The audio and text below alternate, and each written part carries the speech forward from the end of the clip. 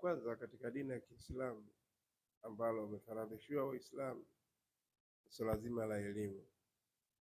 Elimu ya kumjua Mola wao muumba, aliyeumba mbingu na vilivyomo, aliyeonyesha ukubwa na utukufu wake.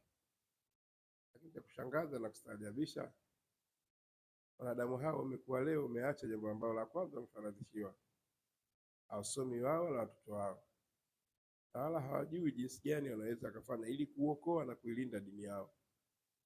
Hii ni ajabu ya miongoni mwa maajabu.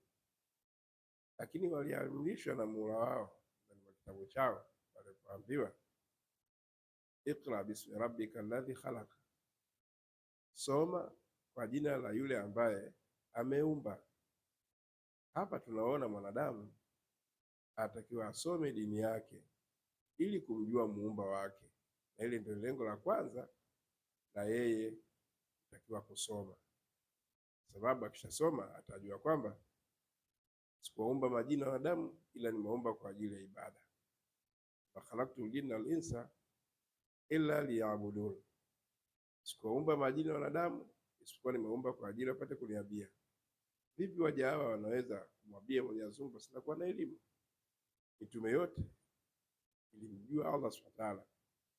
Allah aliwafundisha, aliwekea njia nyepesi ya kusoma.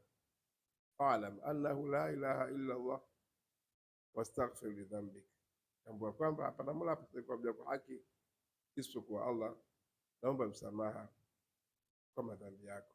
Mlete mwanao Darul Kauthar, ipo kwa ajili yako. Mlete mwanao Darul Kauthar, asiwe chokora mtaani akiwa anazunguka muda wote. Pigie kwa namba 0620 888 555 au mlete mwanao chuoni kwetu Darul Kauthar kwa elimu ya dini ya Kiislamu.